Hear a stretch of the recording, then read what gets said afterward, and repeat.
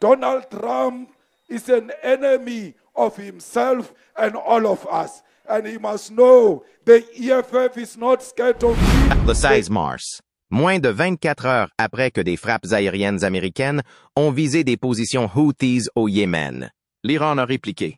Pas avec des missiles, pas avec des tirs de roquettes, mais avec un message, une caméra, un micro, un commandant. C'était une réponse pensée, mesurée, mais profondément symbolique. Devant les médias du monde entier, le général Amir Ali Hajizadeh s'est exprimé sans détour. Les États-Unis vivent dans une maison de verre. Une image forte, porteuse d'une menace implicite. Une riposte est possible, et elle pourrait être destructrice. Cette intervention n'était pas anodine. Elle était soigneusement calibrée pour avoir un maximum d'impact politique et médiatique sans déclencher une guerre ouverte. Téhéran n'a pas lancé de missiles, mais a lancé un avertissement. Ce jour-là, l'Iran a entamé sa campagne de frappe de précision baptisée True Promise Tree, ciblant des installations militaires israéliennes. Pour la première fois, les attaques iraniennes ne passaient plus par des forces supplétives ou des groupes paramilitaires. Elles étaient directes, assumées, publiques. Ce changement de paradigme marque un tournant dans la stratégie iranienne. Pendant des années, l'Iran a joué la carte de la victimisation sur la scène internationale, se présentant comme une nation assiégée par les sanctions, la pression diplomatique et les menaces militaires. Mais désormais, le régime se positionne en acteur proactif, prêt à imposer son agenda. Ce n'est plus la même rhétorique. Ce n'est plus le même Iran. En ciblant Israël et en pointant directement du doigt Washington, l'Iran ne cherche pas seulement à montrer sa puissance. Il tente de repositionner les lignes du conflit au Moyen-Orient. L'enjeu dépasse la seule défense de ses intérêts nationaux. C'est une bataille narrative. L'objectif est clair. Obliger les États-Unis à revoir leurs calculs stratégiques, contraindre Israël à faire face à une menace régionale directe et forcer la communauté internationale à prendre au sérieux les revendications de Téhéran. Ce coup de communication militaire est aussi un test. Un test de patience, un test de perception, un test de réaction, car l'Iran sait qu'une escalade mal maîtrisée pourrait se retourner contre lui. Pourtant, en agissant de manière frontale mais contrôlée, il mise sur l'ambiguïté pour étendre son influence sans croiser directement le fer avec les superpuissances. C'est là que réside le cœur de cette nouvelle stratégie. L'Iran ne cherche pas à déclencher un conflit à grande échelle. Il cherche à troubler, à déstabiliser, à pousser l'adversaire à la faute. And cela, il maîtrise de mieux en mieux l'art de la guerre asymétrique. Et il envoie un signal. Toute attaque américaine, même par procuration, peut désormais avoir une réponse directe, politique, psychologique, voire militaire. L'approche est risquée, mais habile. Dans cette optique, l'absence de missiles n'est pas un signe de faiblesse. C'est un choix. Celui de montrer que l'Iran peut faire trembler les équilibres sans tirer un seul coup de feu. Case parole, diffusé en boucle sur les chaînes d'information, peut valoir autant qu'une salve de drones. En arrière-plan, un autre message s'adresse aux peuples arabes et musulmans. L'Iran se présente comme le seul État osant répondre à l'hégémonie occidentale. Il joue sur les émotions, sur les frustrations, sur les colères. Il se veut défenseur d'un monde humilié, porte-voix des opprimés, même si cette image ne résiste pas toujours à l'examen des faits. Ce coup de théâtre diplomatico-militaire s'inscrit dans un calendrier plus large. L'administration Trump, bien que volontiers belliqueuse dans ses discours, peine à stabiliser la région. Les États-Unis maintiennent une forte présence militaire au Moyen-Orient, mais les priorités ont changé. La guerre en Ukraine accapare l'attention. L'opinion publique américaine est lasse des conflits lointains, et l'Iran en profite pour tester les lignes rouges. Dans ce contexte, la réponse iranienne du 16 mars apparaît comme un prélude, un premier acte d'une stratégie plus large.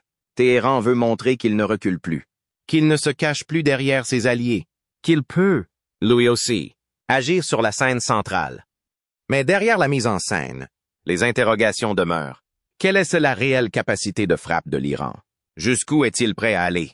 Et surtout, dans quelle mesure sa posture actuelle repose-t-elle sur une force réelle ou sur une illusion savamment entretenue? Ce sont ces questions qui feront l'objet des prochaines parties. Car si le 16 mars a marqué un tournant, il ne s'agissait que du début. Lorsque les caméras s'allument à Téhéran, ce ne sont pas seulement des soldats qui défilent, c'est toute une mise en scène qui se joue. L'Iran déploie ses drones, aligne ses missiles, filme ses avions.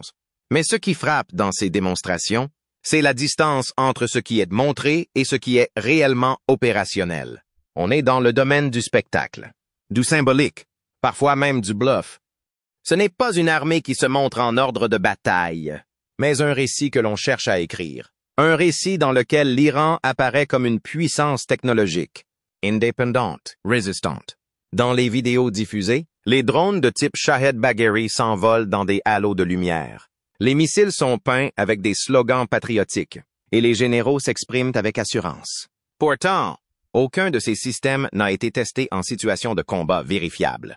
Les performances sont annoncées, mais rarement confirmées.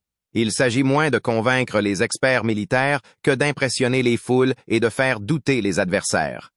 Ce théâtre militaire n'est pas une nouveauté, mais l'Iran en fait désormais un pilier de sa stratégie régionale, à défaut de pouvoir rivaliser technologiquement avec les États-Unis ou Israël.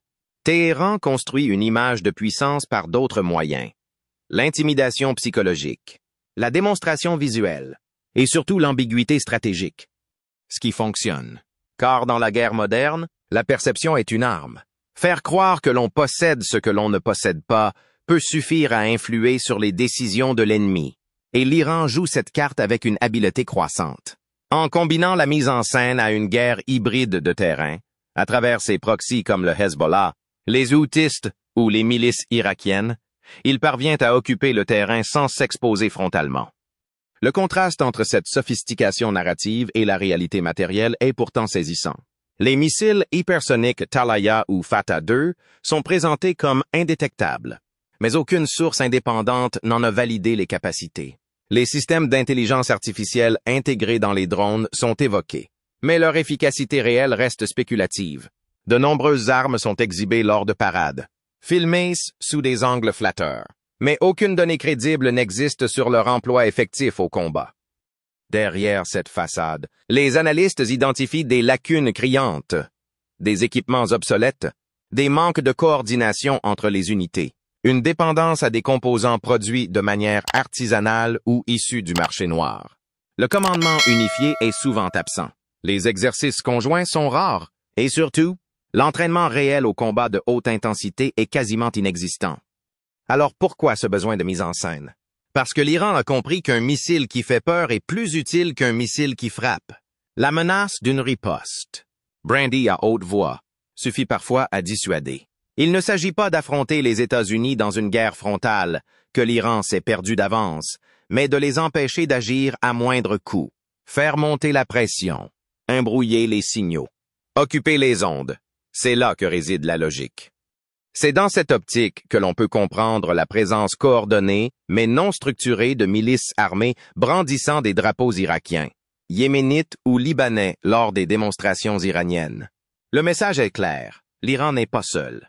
Il dispose d'un réseau, d'un front élargi, d'une constellation d'acteurs prêts à intervenir. La menace est diffuse, les sources multiples, les responsabilités diluées. Mais ce patchwork a ses limites. Ces groupes n'obéissent pas tous aux mêmes ordres. Ils ne suivent pas les mêmes doctrines. Ils n'agissent pas selon une planification centralisée. Si l'Iran les finance, les arme, les inspire. Ils ne les contrôlent pas totalement. Ce qui peut devenir un atout en matière de déstabilisation, mais aussi un danger en cas d'escalade non maîtrisée. Dans l'ensemble, cette stratégie du flou, du shock visual, du chaos organisé porte un nom, la guerre asymétrique. Et sur ce terrain, l'Iran s'améliore. Il ne vise pas la victoire militaire décisive, mais la paralysie décisionnelle de l'adversaire. Chaque mouvement devient un casse-tête pour Washington. Chaque frappe aérienne se heurte à un coup d'image ou à un risque d'escalade régionale. La guerre de l'Iran n'est pas celle des chiffres ou des statistiques. Elle est celle de l'usure mentale, de l'incertitude tactique, de l'épuisement politique. Dans cette optique, une parade militaire filmée sous drone peut valoir un bataillon. Un général qui menace à la télévision peut peser autant qu'un escadron de chasse. Le spectacle remplace la manœuvre. La narration remplace la supériorité. Reste une question. Cette guerre d'ombre peut-elle tenir face à une confrontation directe? L'Iran a-t-il les moyens réels de soutenir ses promesses? Ou bien la bulle médiatique finira-t-elle par éclater face à la réalité des champs de bataille? C'est ce que nous examinerons dans la prochaine partie, en entrant dans les hangars et les cockpits vieillissants de l'aviation iranienne. L'armée de l'air iranienne est aujourd'hui un paradoxe vivant. D'un côté, elle est présentée par les médias d'État comme un pilier de la souveraineté nationale, fière, indépendante, capable de rivaliser avec ses ennemis régionaux. De l'autre, elle est confrontée à des réalités techniques impitoyables, vieillissement des appareils, obsolescence des systèmes, absence de coordination intégrée, dépendance à des solutions de fortune pour maintenir la flotte en état de vol. En coulisses, les ingénieurs se battent avec des pièces de rechange trafiquées, des moteurs démontés d'un avion pour en faire voler un autre, et des solutions artisanales à des problèmes structurels. La colonne vertébrale de la flotte iranienne repose toujours sur des avions américains livrés avant la révolution de 1969, les F-4 Phantom, les F-5 Tiger et les F-14 Tomcat. Ces appareils, qui étaient parmi les plus performants il y a 50 ans, sont aujourd'hui largement dépassés dans tous les domaines. Avionique, radar, furtivité, armement, autonomie. Même les MiG-29 et Su-22 livrés plus tard par la Russie souffrent de la même tare, trop vieux, trop cher à entretenir, pas adaptés aux standards de la guerre moderne. Sous l'effet des sanctions internationales, le pays n'a pas pu importer légalement de nouveaux chasseurs ni accéder aux pièces détachées essentielles. Résultat, une aviation en sursis, où la réparation prend le pas sur le développement, et où l'improvisation devient la norme. Certains appareils restent cloués au sol des mois durant faute de composants. D'autres sont repeints, renommés, exhibés lors des parades pour faire illusion. On parle ici de machines volantes qui, ailleurs, seraient déjà dans des musées. Pour contourner cette impasse, l'Iran a misé sur la rétro-ingénierie. Le programme Azarakh, lancé en 1997, puis ses dérivés Saeke et Kosar, sont officiellement présentés comme des avions de chasse entièrement nationaux. Mais en réalité, il s'agit de clones du F-5 américain, avec quelques adaptations cosmétiques et des ambitions technologiques non réalisées. À ce jour, seuls quelques exemplaires de chaque modèle ont été produits. Ils sont avant tout des objets de communication interne, pas des instruments de guerre. Les lacunes sont nombreuses. Radar obsolète, armement limité, incompatibilité avec les systèmes de navigation modernes, incapacité à opérer dans des environnements brouillés ou sous menace électronique.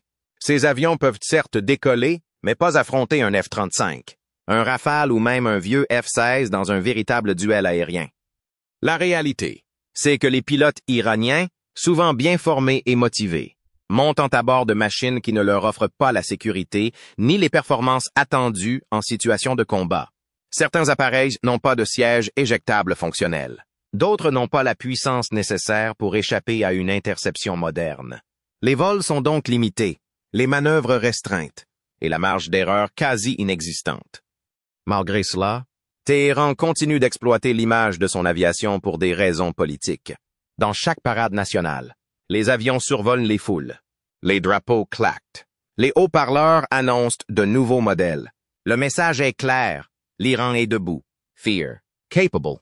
Même si les avions qui passent dans le ciel sont les mêmes depuis 3 générations. Le contraste est brutal avec les armées de l'air voisines. Israël dispose de chasseurs F-35 furtifs, interconnectés avec ses systèmes de défense, capables d'opérer en réseau. L'Arabie saoudite peut compter sur des Typhoon européens ou des F-15 modernisés. Le Qatar et les Émirats, sur des Rafale ou des F-16 Block 70.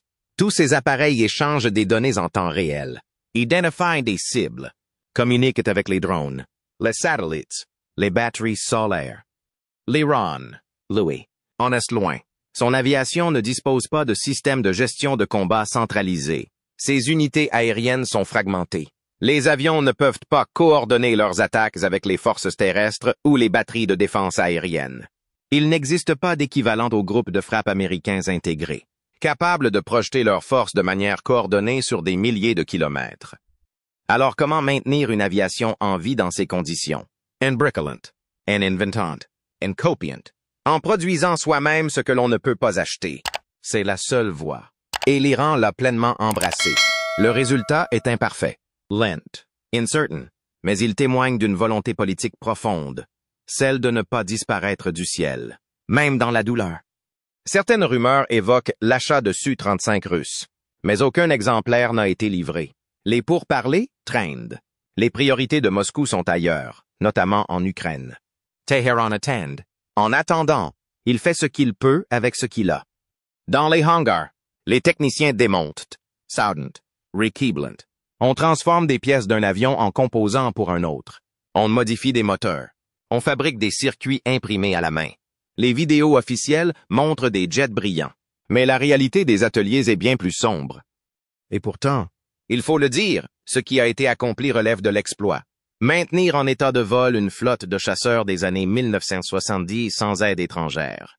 Sous blocus technologique, avec des ressources limitées, demande du génie. Ce n'est pas de la modernité, mais c'est de la résilience. Ce n'est pas une menace immédiate, mais c'est une preuve de ténacité. Mais la guerre ne se gagne pas avec des efforts. Elle se gagne avec des résultats. Et à ce jour, la force aérienne iranienne n'a pas démontré sa capacité à dominer un ciel contesté. Elle reste un outil de prestige, pas un levier décisif. C'est donc vers les autres bras armés de l'Iran, forces terrestres, maritimes et proxy, que la stratégie se tourne. La prochaine section examinera justement cette armée au sol, pléthorique mais inégalement équipée, qui prend une place croissante dans la doctrine de dissuasion de Téhéran. Alors que l'aviation iranienne peine à suivre le rythme de la guerre moderne, les forces terrestres, elles, gagnent en importance. Elles deviennent l'épine dorsale de la doctrine militaire de Téhéran, au point de supplanter peu à peu les autres branches dans la logique de dissuasion. Ce choix n'est pas fortuit. Il est le reflet d'une stratégie adaptée aux contraintes technologiques, économiques, géopolitiques imposées à l'Iran depuis des décennies. L'armée iranienne, au sens large, compte plus de 1 million de membres. Ce chiffre place l'Iran parmi les premières puissances militaires du Moyen-Orient en termes de volume humain. Mais la quantité ne fait pas tout. L'enjeu, ici, est de comprendre comment cette force est structurée, équipée et surtout utilisée. 3 grands corps se partagent les responsabilités. L'Artesh, l'armée régulière, la Garde révolutionnaire islamique, IRGC, et la milice Basij. Chacun a son domaine d'action. L'Artesh gère les frontières, la défense conventionnelle. L'IRGC agit en dehors des frontières, mène les guerres par procuration et développe les programmes balistiques. Les Basij, quant à eux, sont chargés du contrôle intérieur et de la mobilisation de masse. Sur le papier, cette segmentation permet une couverture complète du territoire et une certaine spécialisation. Mais en pratique, les chevauchements de missions, les rivalités internes et les doublons hiérarchiques créent souvent des dysfonctionnements. Parfois, 2 unités interviennent sur une même zone sans coordination. D'autres fois, la logistique est bloquée par des conflits de compétences. L'un des points les plus préoccupants reste l'équipement de base des soldats. Nombreux sont ceux qui ne disposent pas de radio fonctionnelle, de gilets pare-balles ou de tenues adaptées. Les armes sont vieillissantes, souvent de conception soviétique ou chinoise des années 80. Les unités partagent parfois la même dotation. La maintenance est aléatoire. Les blindés en service sont pour la plupart des modèles obsolètes, comme les T-55, les T-72 modifiés localement, ou les anciens Chieftains britanniques achetés avant la Révolution. La logistique suit la même pente. Les convois de munitions, de carburant ou de ravitaillement avancent lentement, soumis à des risques de panne ou de rupture d'approvisionnement. Les camions sont vieux, les pièces détachées manquent. Le système de maintenance, affaibli par les sanctions, repose en grande partie sur des réparations improvisées, voire sur le cannibalisme mécanique, démonter un véhicule pour en réparer un autre.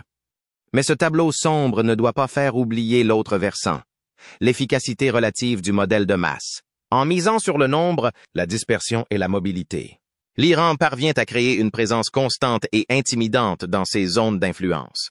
Des unités légères, mobiles, entraînés à la guérilla, opèrent dans des terrains montagneux, désertiques ou urbains, avec des tactiques de harcèlement éprouvées.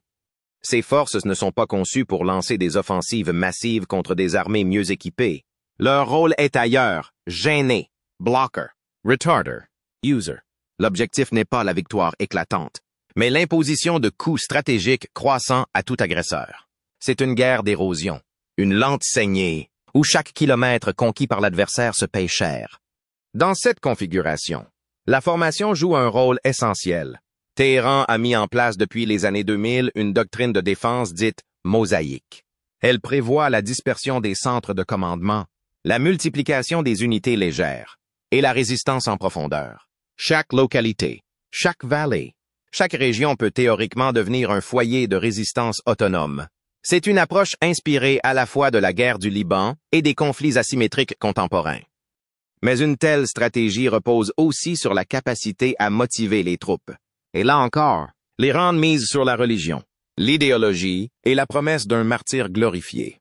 Les recrues sont endoctrinées, les affiches de propagande omniprésentes, les cérémonies de vœux militaires régulièrement médiatisées. Dans une société sous tension, cela permet de maintenir un niveau minimal de cohésion et de discipline. Néanmoins, tout cela ne suffit pas à faire de l'armée iranienne une force moderne. Le fossé technologique avec ses adversaires demeure immense. Les outils de guerre en réseau, les systèmes de commandement intégrés, la fusion des capteurs, les appuis aériens synchronisés, autant de capacités dont Téhéran ne dispose pas. Face à une armée occidentale dotée de drones, d'artillerie de précision et de renseignements satellites, les bataillons iraniens pourraient se retrouver en grande difficulté. Mais l'Iran n'ignore pas cette faiblesse. Au contraire, il l'anticipe, en multipliant les lignes de défense, en dissimulant ses positions. En utilisant des tunnels ou des grottes, il mise sur la complexité du terrain pour ralentir toute opération ennemie. Ce n'est pas une armée pour attaquer, c'est une armée pour survivre. User et Diswater. Une armée qui, bien que mal équipée, peut faire payer cher l'invasion de son territoire. C'est aussi pour cela que le poids des forces terrestres ne cesse de croître dans les doctrines militaires iraniennes. Alors que les missiles sont médiatisés, que les drones fascinent. Ce sont les divisions à pied qui assurent, dans l'ombre, la stabilité intérieure et la projection régionale. La prochaine partie analysera la guerre navale asymétrique menée par l'Iran. Un autre pilier de sa doctrine non conventionnelle, centré sur le contrôle des détroits, les attaques éclairs et les drones suicides. Dans l'imaginaire collectif, les grandes puissances maritimes se mesurent à la taille de leurs porte-avions, à la modernité de leurs destroyers, à la profondeur de leur flotte sous-marine. L'Iran, Louis, a choisi une autre voie. Conscient de son incapacité à rivaliser en haute mer avec les flottes occidentales, notamment celles des États-Unis, Téhéran a façonné une doctrine navale à son image. Asymétrique, roussée, offensive dans les eaux étroites. Son terrain de jeu, le détroit d'Ormuz. Ce goulet stratégique par lequel transite environ 30% du pétrole mondial représente un levier géopolitique crucial pour l'Iran. Dans cette étendue maritime longue de seulement quelques dizaines de kilomètres, les porte-conteneurs, pétroliers et navires de guerre étrangers sont à portée de tir. Téhéran le sait, et il le fait savoir, non pas en affichant une flotte imposante, mais en exploitant la peur, la confusion et l'imprévisibilité. La marine iranienne repose sur des patrouilleurs rapides, des vedettes équipées de missiles, des sous-marins de poche et, surtout, des essaims de drones. L'objectif n'est pas de contrôler les mers, mais de les rendre dangereuses, incertaines, impraticables en cas de conflit.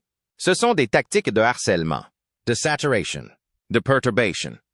Les drones suicides, par exemple, sont au cœur de cette stratégie.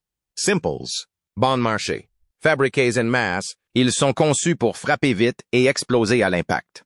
Les Shahed 136 ou leurs variantes peuvent voler à basse altitude, contourner les radars et percuter leurs cibles avec une charge létale. Individuellement peu menaçants, ils deviennent redoutables en groupe. Lorsqu'ils sont lancés par dizaines, parfois en coordination avec des vedettes rapides, ils compliquent considérablement la défense ennemie. Les attaques par essaims jouent sur la saturation des systèmes antiaériens adverses. Les navires modernes, bien que sophistiqués, ne peuvent pas intercepter tous les projectiles en simultané. Il suffit d'une brèche, d'une faille, d'une erreur de calcul, un seul drone qui passe, et c'est un radar. En moteur, une tourelle qui explose. L'Iran mise également sur les mines navales, invisibles, dormantes, activables à distance ou au contact. Elles peuvent être larguées depuis des embarcations civiles, des sous-marins ou même des drones marins. Le simple soupçon de leur présence suffit à ralentir le trafic maritime, à détourner des convois, à faire monter les prix du pétrole. Elles ne tuent pas forcément, mais elles paralysent. Téhéran a, selon plusieurs estimations, stocké des milliers de ces engins. Ils les déploient de manière stratégique, parfois lors d'exercices, parfois en toute discrétion. Le message est clair. Si vous attaquez, nous couperons l'oxygène économique du monde. Et dans une région aussi instable, cette menace est prise très au sérieux. Cette guerre navale, qui ne dit pas son nom, ne se limite pas à la défense des côtes iraniennes. Depuis quelques années, Téhéran a étendu ses capacités vers l'Irak, le Yémen et même la Syrie, en s'appuyant sur ses partenaires et proxys. Les Houthis, notamment, ont déjà mené des attaques de type iranien contre des navires marchands en mer Rouge, démontrant que la doctrine de la projection asymétrique s'exporte. L'absence de navires lourds ou de porte-avions n'est donc pas une faiblesse pour l'Iran. C'est un choix. Il préfère la furtivité au gigantisme, la proximité au déploiement mondial. 16 vedettes rapides, souvent issues de modèles civils modifiés, évoluent par dizaines. Leurs trajectoires sont imprévisibles. Elles rasent les flots, surgissent à grande vitesse, tirent des roquettes ou posent des mines avant de disparaître. Et quand ces attaques sont combinées avec des interférences électroniques, des brouillages GPS ou des messages de guerre psychologiques diffusés en boucle par les médias officiels, la pression devient insoutenable pour l'adversaire. Ce n'est pas une guerre classique. C'est une guerre de nerfs, où le moindre incident peut dégénérer. Les États-Unis le savent. Leur flotte dans le Golfe a souvent été la cible d'intimidation. Survols à basse altitude, rapprochements dangereux, harcèlement radio.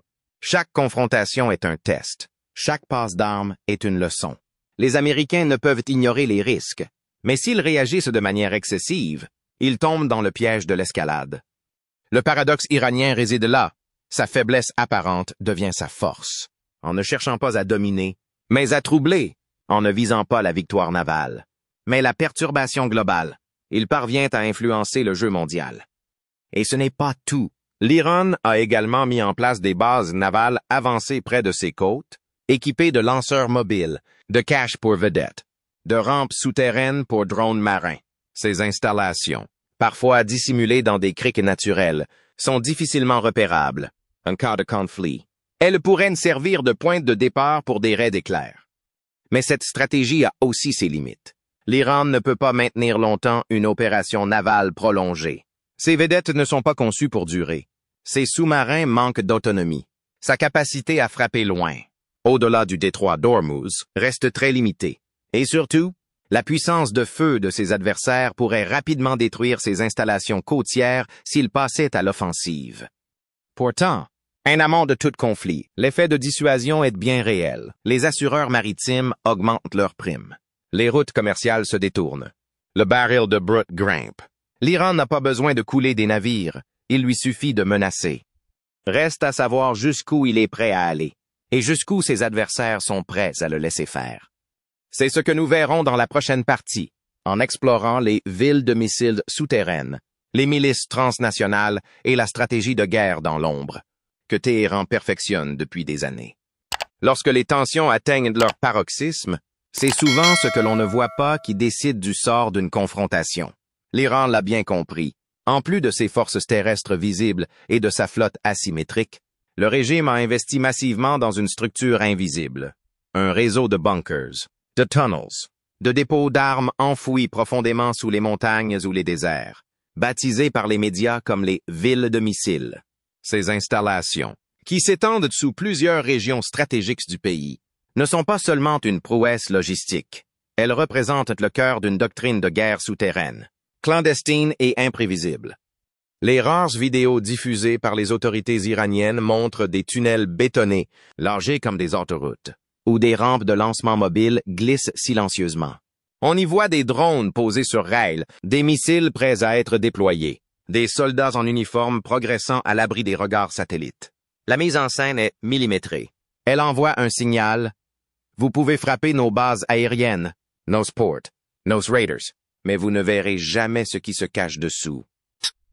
Cette infrastructure n'est pas nouvelle, mais elle a connu une expansion rapide depuis les années 2010, notamment en réponse à l'augmentation des frappes israéliennes et à la menace permanente de bombardements américains. L'idée est simple, disperser, dissimuler et frapper par surprise, en cas de conflit.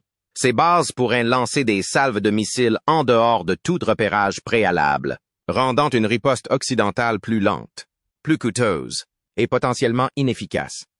Mais au-delà de ces installations, ce sont les alliances souterraines du régime qui renforcent son pouvoir de nuisance. Les Liban, la Syrie, l'Irak et le Yémen ne sont pas de simples voisins. Ils sont les nœuds d'un réseau de milices armées, entraînées, financées et partiellement dirigées par Téhéran.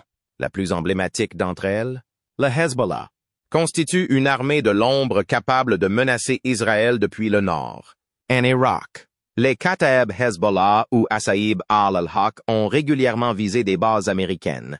Au Yémen, les Houthis ont démontré leur capacité à frapper Riyad ou Abu Dhabi à l'aide de missiles d'origine iranienne. Ces groupes n'ont pas besoin d'ordre formel pour agir. Ils partagent une idéologie, une cause commune, et parfois une infrastructure logistique. Lorsqu'une crise éclate, l'un peut déclencher une attaque, entraînant les autres dans une spirale d'escalade que Téhéran observe à distance, tout en restant officiellement non impliqué. C'est là toute la force de cette stratégie. Elle dilue les responsabilités, multiply less front, et rend la riposte extrêmement complexe. Un drone frappe une raffinerie? Était-ce un acte isolé?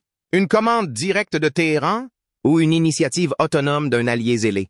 À chaque incident, les chancelleries hésitent. Faut-il réagir? Où? Contre qui?